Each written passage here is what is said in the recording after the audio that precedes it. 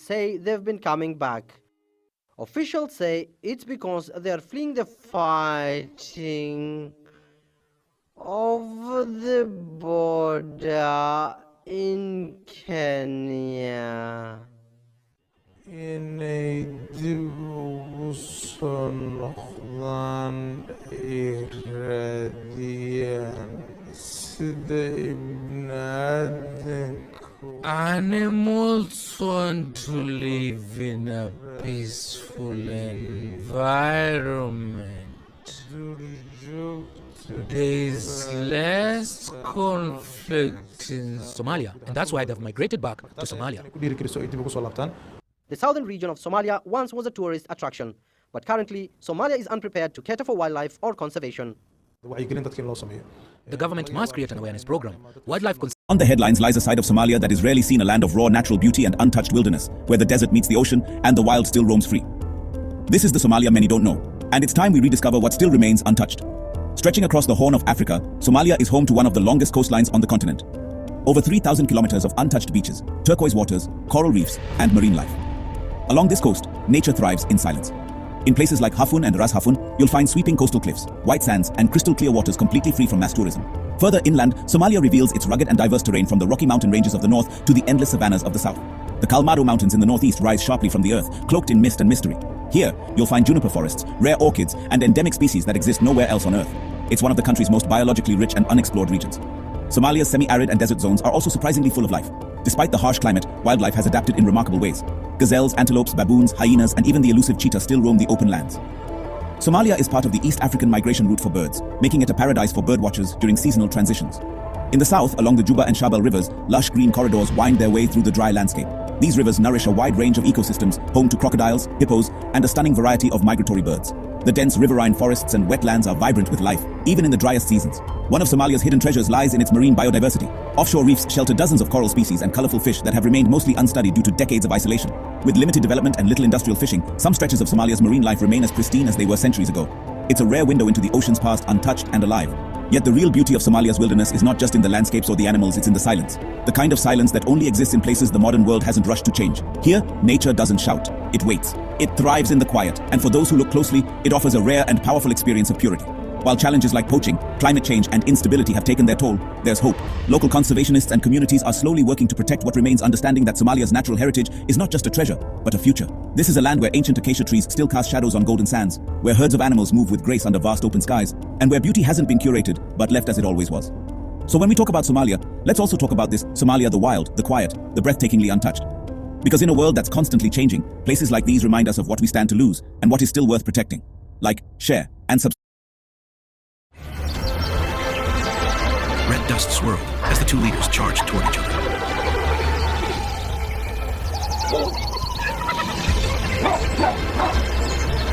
The roar of the long-toothed demon mixed with the shrill screech of the savannah scavengers, tearing the hot air of the Rift Valley.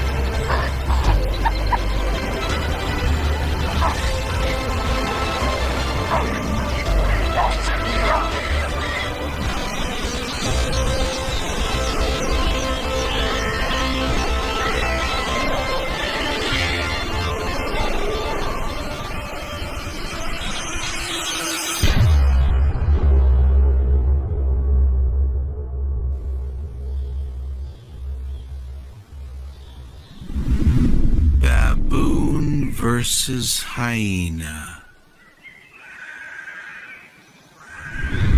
Death battle between two rulers of the savannah. That dry morning, the sunlight poured down on the Rift Valley like a layer of molten metal, evaporating from the cracked ground and dyeing the space a dazzling yellow.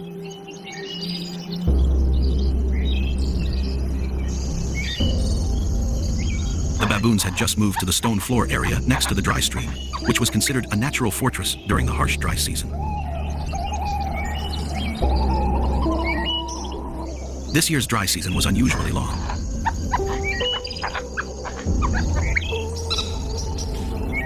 The stream, which was the last source of water in the Rift Valley, had almost dried up, leaving only a thin strip of wet mud that was enough to attract all the animals desperately looking for water.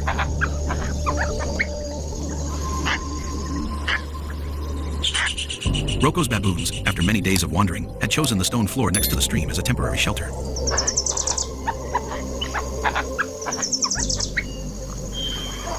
Not only because of the water, but because the land was high, open enough for them to see their enemies from afar.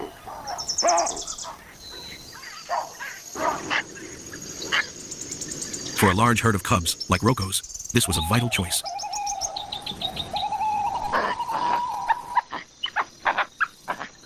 But what they didn't know was that the location was right on the main hunting route of the Bonebreakers clan, the spotted hyena pack ruled by Soraya.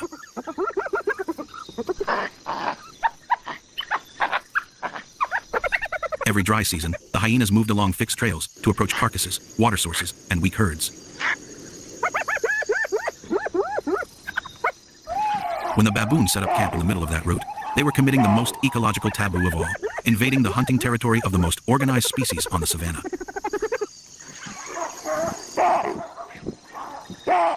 If you need full dentures but can't deal with the endless expensive dentist visits, you need to see this. I used to hide my mouth every time I laughed. I'd avoid eating out because Soraya could smell the monkeys from afar, the scent of a species with delicious meat, but more importantly, the scent of a competitor for water, a resource more precious than blood at this time.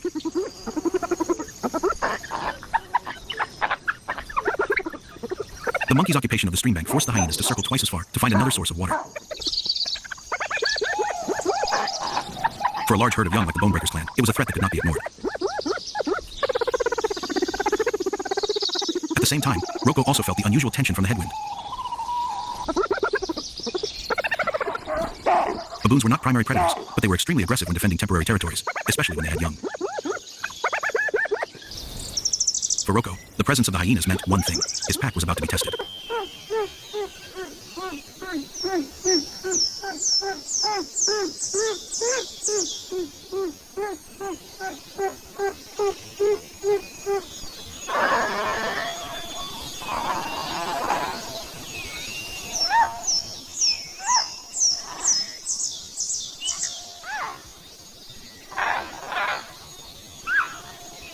And then the real spark was lit when a young baboon fell behind the pack and wandered right into Soraya's hunting path.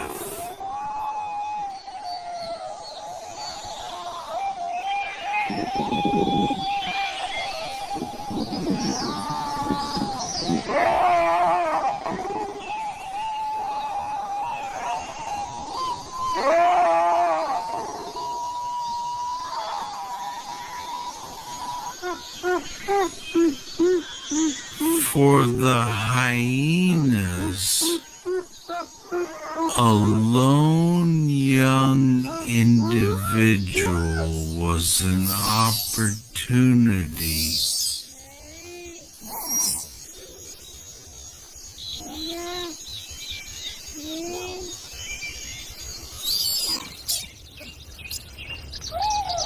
For the baboons, it was the line of survival. It wasn't hunger, it wasn't inherent hostility.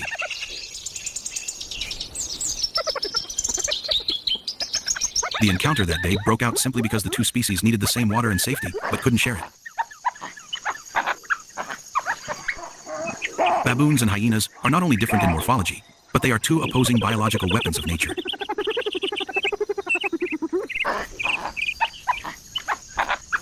One species relies on intelligence, speed, and flexible pack tactics, while the other relies on bite force, toughness, pain tolerance, and extraordinary endurance. This difference makes every collision between them always have an unpredictable outcome.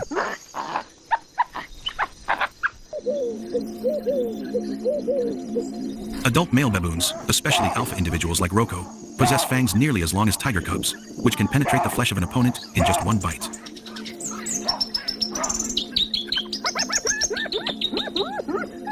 An average male baboon has a bite force of about 500 pounds per square inches, but what makes them more dangerous is the speed of their attacks, snapping, swinging, and scratching from their forelimbs, which take place in less than a tenth of a second.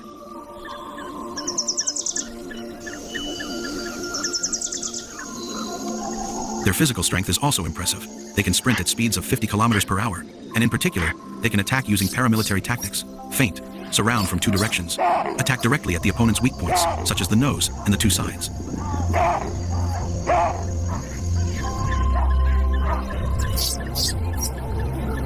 In nature, there have been cases of male baboons killing hyena cubs with just a few precise bites.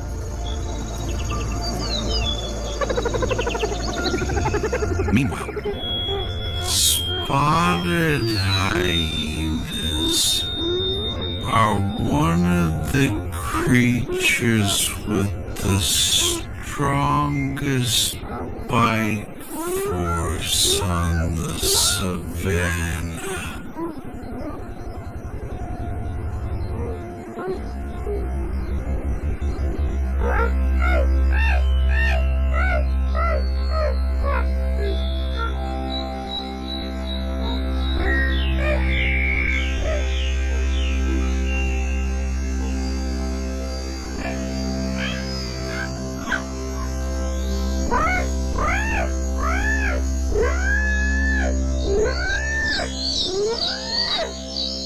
Their jaws reach 1,100 pounds per square inches, enough to crush the femur of an adult antelope in just a few bites.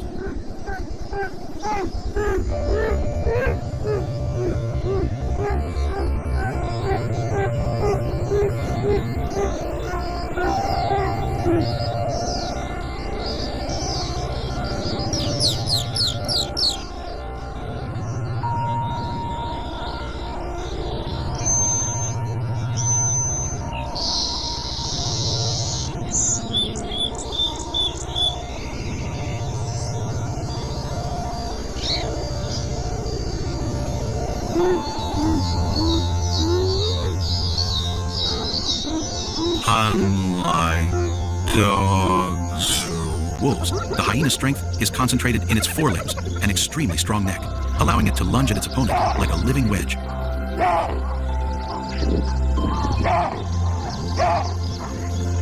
Their skin is thick, elastic, and extremely tear-resistant, a natural armor that helps them confront lions and vultures.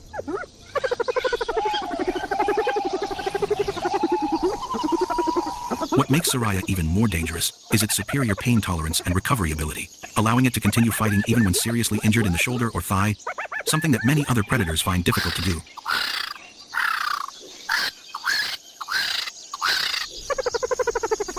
And if baboons are dangerous because of their tactics, hyenas are scary because of their cold calculation and endurance. They don't need to win quickly. They just need to hold out long enough for their brethren to come. A 1v1 between baboon and hyena might be evenly matched. But a 1v4 always goes to the hyena, unless the baboon leader manages to turn the tide with a counter-encirclement tactic.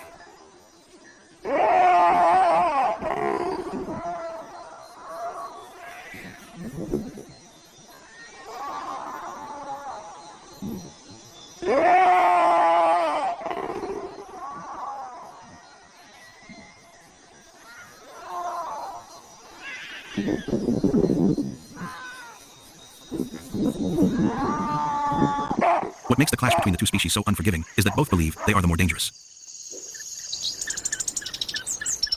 Baboons believe in intelligence and sharp fangs. Hyenas believe in steel jaws and fearlessness.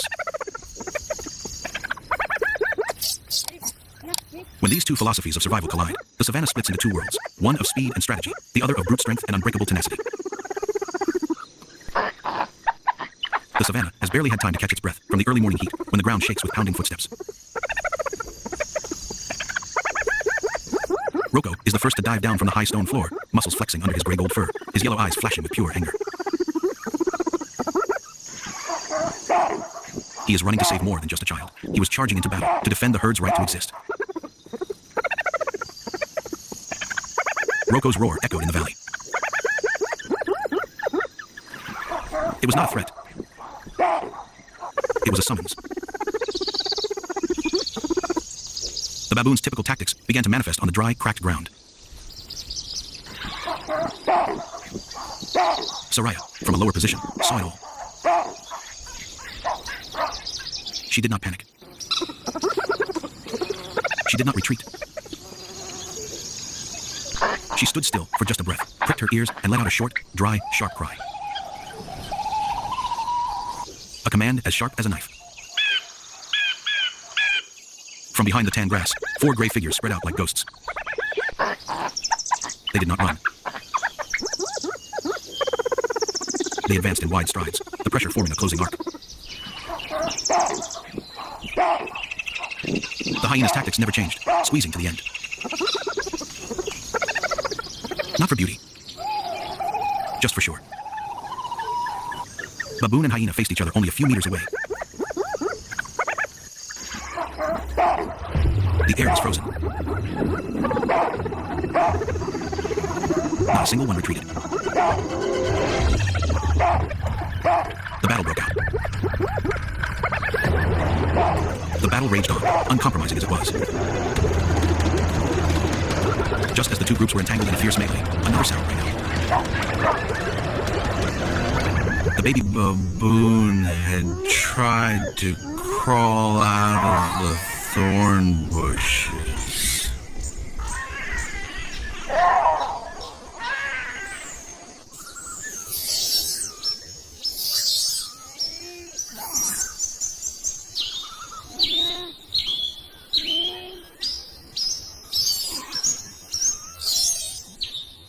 In its desperate attempt, it stepped on the soft ground at the edge of the stream.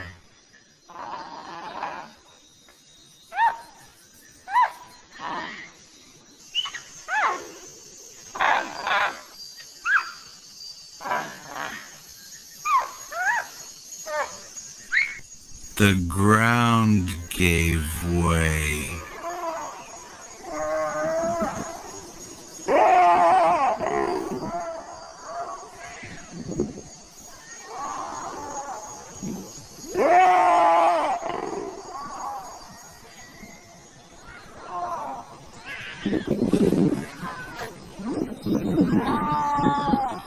The baby lost its balance and fell into a deeper body of water than it had imagined.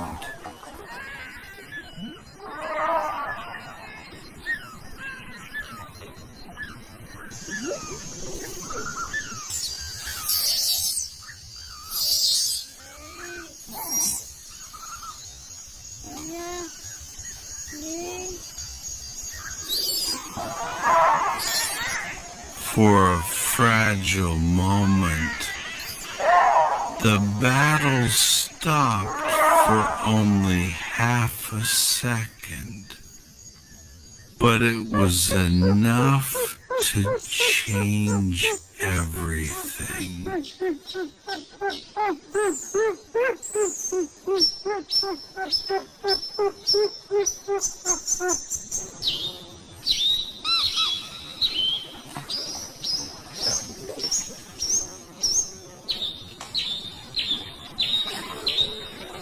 The sound of falling was very small, but everyone heard it.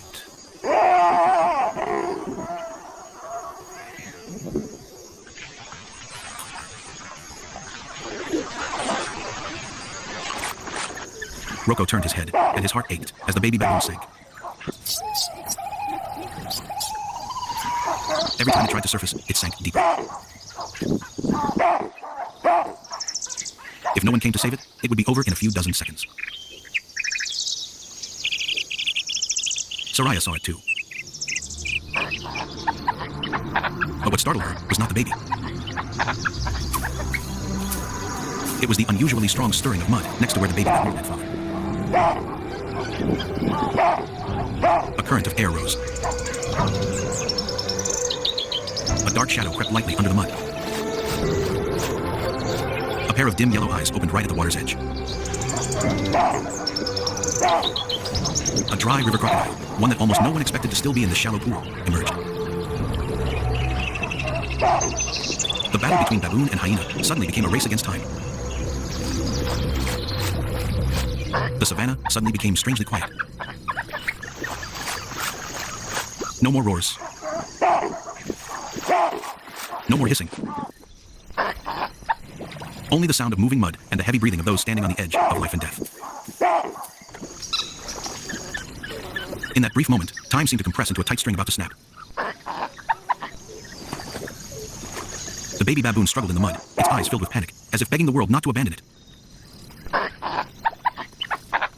Its weak cries no longer carried far. They were muffled by the despair that filled its small body. Soraya watched everything in silence. Its eyes were no longer the fire of a hunter, but the rare hesitation of a leader. It saw the baby baboon sink helplessly. It saw the mud calm down and then shake violently as the crocodile moved closer. And in that moment, the maternal instinct that she had hidden away emerged like a thin crack in her cruel face. Rocco rushed forward like an arrow breaking the wind, her feet sweeping hard on the cracked earth, raising a mist of red dust. He could no longer hear the hyenas, could no longer feel the hot breath of the savannah. Only one sound pierced through all the broken, fragile breathing of the baby baboon, sinking into the mud as if falling into a dark abyss. He leaped from the cliff to the edge of the stream, his body spinning in midair in an instinctive movement that he himself Had no time to think about.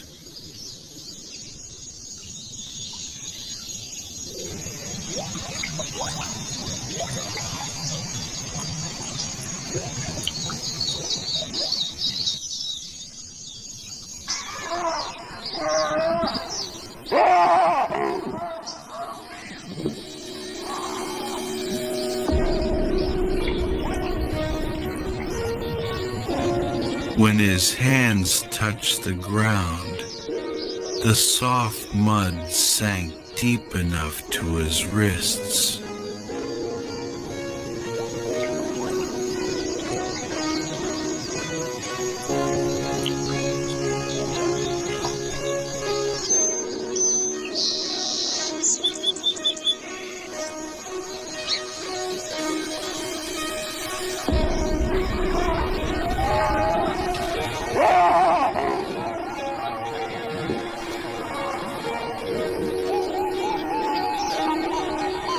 From under the mud, the crocodile's rough head emerged, its cold yellow eyes like two pieces of dead glass.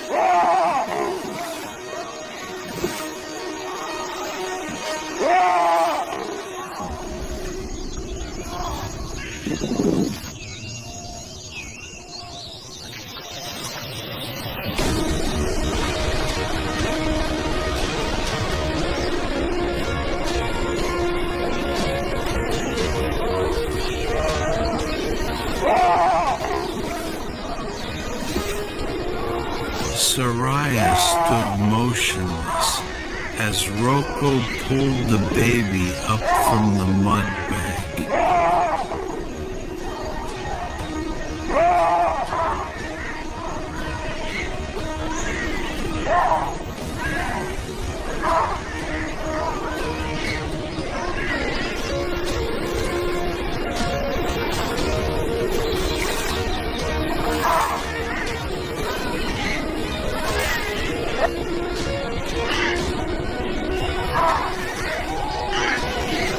The sound of the crocodiles missing their bites behind them echoed like a dark drum beat, but no hyenas charged.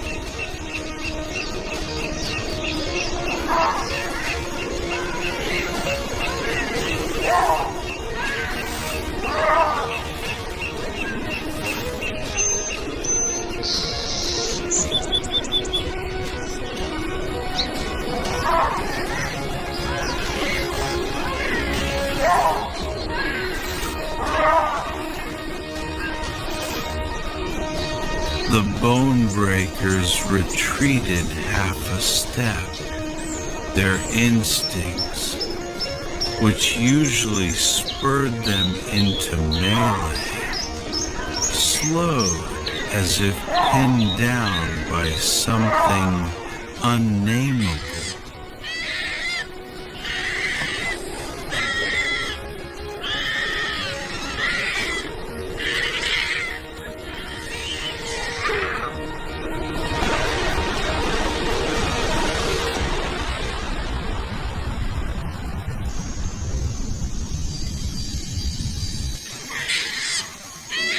Soraya's ears drooped.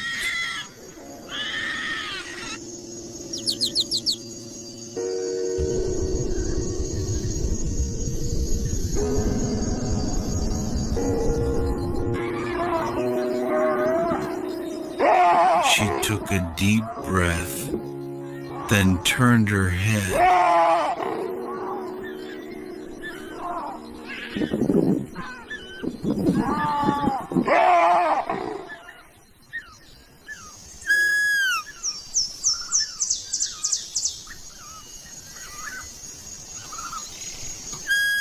The fight stopped there.